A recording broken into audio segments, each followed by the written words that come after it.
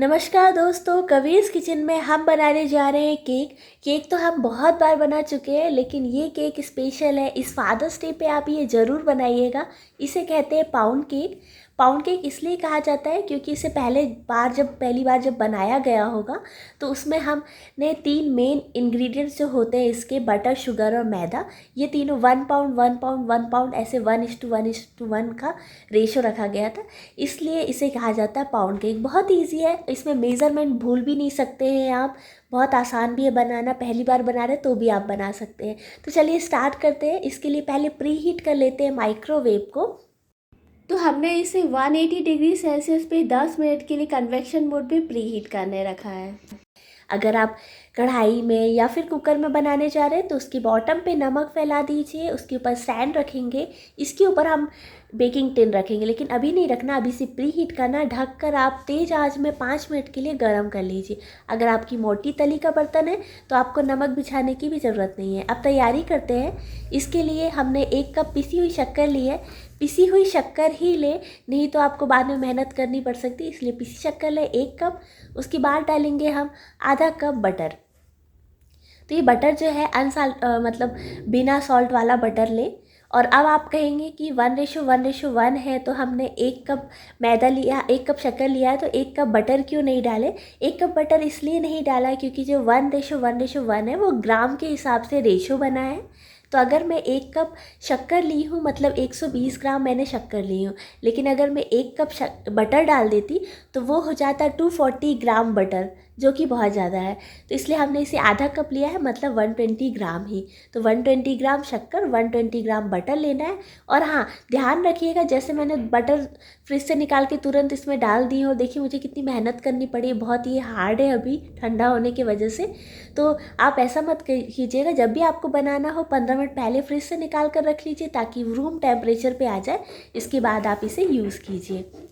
इसे हमें फेंटना है, और फेंटना तब तक है जब तक कि ये बहुत ही फ्लफ़ी क्रीमी ना हो जाए। और कैसे पता चलेगा आपको कि ये बहुत अच्छे से मिक्स हो चुका है? इसके लिए आप इसे फिंगर पे उठाइए, मसलिए दोनों फिंगर से, और फिर उसमें अगर शुगर के दाने नहीं आ रहे, बिल्कुल भी स्मूथ लग रहा है, तो मतलब वो बहुत सही सा हो चुका है। इसलिए मैंने कहा था पिसी हुई शक्कर लें, क्योंकि अगर आप दानेदार शक्कर लेते हो उसे फेंटने में बहुत टाइम लगता है, क्योंकि शक्कर बहुत देर में डिज़ोल्व होती और बहुत देर में क्रीमी हो पाती। इसलिए आप पिसी शक्कर लें। और देखिए ये कलर भी चेंज हो जाएगा, बहुत लाइट वेट हो जाएगा और फेंटने में बहुत ही आसान हो जाएगा, स्मूथ सा। तो आप समझ जाइएगा कि बहुत सही से ये मिक्स हो चुका है। अब इसमें डालेंगे हम मैदा। तो मैदा डालने के लिए भी इसे हम छन्नी लगा लेंगे, उसमें छान लेंगे। 1 कप मैदा लिया है हमने, मतलब 120 ग्राम मैदा, उसे छान लेंगे। और ये जो छानने वाला सिस्टम है ये शक्कर में भी मैंने किया था, मतलब शक्कर को भी मैंने छान कर ही लिया था। अब इसे मिक्स कर लीजिए।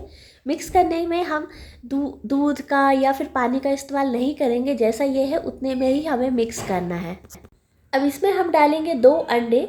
2 अंडे इस टाइप से लिए है कि 50-60 ग्राम मैदे में 1 अंडा लेना है। तो इस टाइप से हमने लिया है 120 ग्राम मैदा, तो 2 अंडे यूज़ कर रहे हैं। फिर डालेंगे आधा चम्मच या फिर 1/4 चम्मच वेनिला एसेंस। इसे अच्छे से मिक्स कर लीजिए।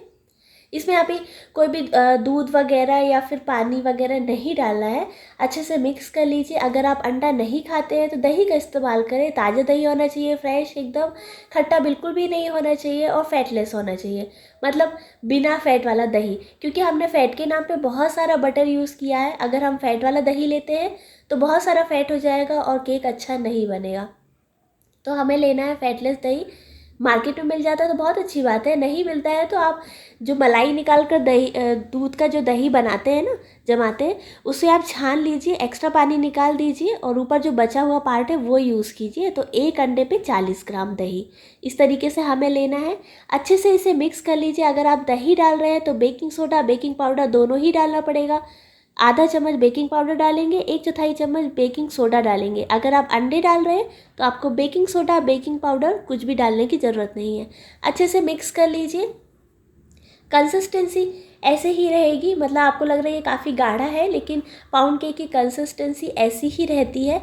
अब इसे हम डालेंगे टिन पे। तो टिन को पहले आप ग्रीस कर लीजिए। अगर आपको लग रहा है कि ये चिपकेगा तो आप बटर पेपर का इस्तेमाल भी कर सकते हैं। बटर पेपर ना हो तो बहुत अच्छा एक आइडिया बता रही हूँ आपको, कि आप पहले तेल लगाइए टिन पे, उसके ऊपर आप कोई भी नोटबुक का जो बच्चों के कॉपी का पेपर आता है ना, उसे आप रख लीजिए। उसके ऊपर फिर से तेल लगाएंगे या घी लगाएंगे और इस तरीके से वो बटर पेपर का काम करेगा। तो वो बहुत ईजी सा एक टिप है, तो वो आप यूज़ कर सकते हैं। मैंने भी कई बार यूज़ किया है। इसे आप ट्रांसफ़र कर लेंगे। जब आप लास्ट में मिक्स कर रहे थे ना मैदे को, उस टाइम पे अगर आपको चॉकलेट केक बनाना है तो उसमें आप 2-3 चम्मच कोको पाउडर डाल सकते हैं। अगर आपको फ्रूट केक बनाना है तो ड्राई फ्रूट काट कर डाल सकते हैं या फिर टूटी फ्रूटी भी डाल सकते हैं। इसे अच्छे से मिक्स करके फिर इसे डालिए आप टिन पे। टिन को बहुत ज़्यादा भरना नहीं है, मतलब आधा भरिए या फिर आधे से थोड़ा ज़्यादा, मतलब 3/4 हिस्सा, मतलब 3/4 पार्ट जो है उतना ही भरना है। ज़्यादा भरेंगे तो क्या होगा, ऊपर तक केक आ जाएगा और टिन के बाहर भी आ सकता है। इसलिए हमें सिर्फ इतना ही भरना है। अच्छे से उसे स्प्रेड कर लीजिए। इसके पहले भी मैंने एक और रेशियो वाला केक बनाया था जिसे बेसिक केक बोलते हैं। उसका रेशियो था 1:3:4, मतलब उसके जो मेन इंग्रेडिएंट्स थे वो 1:3:4 रेशियो के हिसाब से लिए गए थे।